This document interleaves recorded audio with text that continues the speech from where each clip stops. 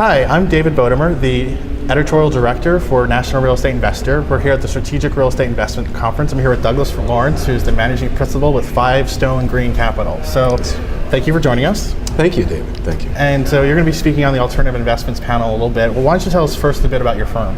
The firm is an interesting project in looking forward. Okay. We are totally green. Okay. Totally green, but we see green as a way to affect the bottom line. That green technology is no different than putting an elevator into a building and creating a taller building and therefore more rent, more income, or putting in air conditioning, which makes cities that beforehand weren't livable. So the firm is founded on a very long-run strategic belief. It's that population is growing. There are going to be 7 billion people by 2050. Fossil fuels, water resources are depleting. We as a country, we use about 30% of all resources on the planet. We have 5% of the population. We create 30% of the waste, and the rest of the world's trying to catch up. Right. And so the real estate of the future is going to be the real estate that's profitable, is the real estate with the lowest operating expenses and future capital expenditures, and that can only be green real estate. So, I mean, people use green to kind of like mean a lot of things in my experience. So like what specifically kind of like the technologies or sort of buildings are you talking about? Sure. I can define it better by saying what it's not. Right. It is not bamboo floors and it is not bicycle racks.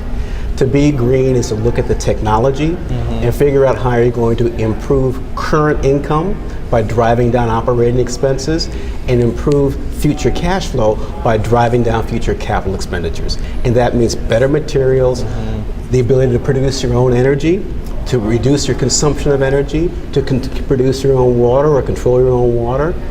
Simply thinking through how do we be a better steward of the remaining resources on the planet, but all along focused on basic real estate fundamentals. Right. And it always seems like one of the challenges with green as well is that, I mean, you know, you always hear people like assume that it's more expensive, but actually with the argument that you're making is that ultimately it's about being more efficient. And so how do you win that, like how do you deal with that question when you hear it? It's a great question because it comes up all the time, and study after study, and in fact experience after experience says this: it doesn't cost more to be green, it just costs more, it's different. It doesn't cost more, it costs different.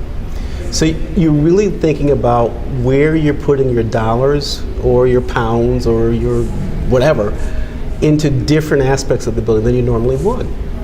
We think about energy management systems and energy systems. So if we can put in solar thermal rather than your traditional boilers, and create hot water by using the sun to create hot water, right, we can have enough domestic hot water free. We can produce enough hot water to run our air conditioners almost free. If we put in the latest generation of solar panels, we can produce more electricity at a lower cost. You combine the systems together and you're almost off the grid. You're in control of your own fate. And who are the kind of investors that you're targeting to raise capital from? Endowments, foundations, young people. They get it. Mission-driven investors, impact investors get it. The culture of green means you have to think about operations first. The culture of green means you have to think about technology first.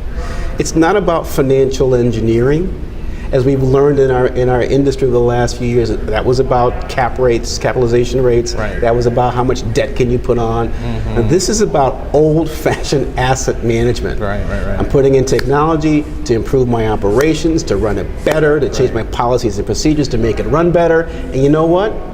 When you do that, you think about it as a whole, not just the debt part. Right. But to think about the whole building, you have a better asset for your investors. Right. It's not just about like interest rate arbitrage or anything. You're actually talking about like good old-fashioned real estate, managing and getting the most out of a building and being an operator. That's right. That's right. We've, as an industry, we've gotten away from the fundamentals. Right. And we are having to come back because, as we said, the cost of everything is going to go up, inevitably. So you're going to have to think more about how do you put the building together right the first time, not right away. And is this across like all property types that you're looking at within the commercial real estate world? We focus on 3 areas that we think will benefit from demographic trends and can best benefit from green trends. And the first is multifamily rental housing, not acquisition housing, but rental housing. As an inflation hedge, that's the best route. You can still find debt for it to construct it if you know how to do that. And by golly, we don't think people really want to own homes anymore. They're under 40. Right. They've been through the devastation. They're looking for urban projects they can live in that have high amenities, high quality of life, a lot of flexibility, and great occupancy, lower occupancy costs, which is what green gives you, is lower occupancy expense for that tenant. The other area we like is very simple. We think you have to sleep somewhere, live somewhere. We think you have to eat. We think you're going to get sick, and we think you need a job. So our second area that we focus on is grocery anchored retail. Okay. We like food. We like pharmacy. Things are very simple and very basic that we know demographically is going to always be in demand. And the third area is light industrial. Okay.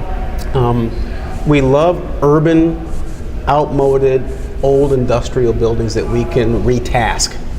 And the way we look at them is this: if we can make them green, we're going to attract tenants that are the green technology companies of the future. The ones that make LED lighting, the ones that assemble solar panels, the urban farmers. Take a rooftop on an old industrial building and put a hydroponic farm on top, and you've just created a new revenue stream with lower distribution costs and a higher profit margin than with traditional farming.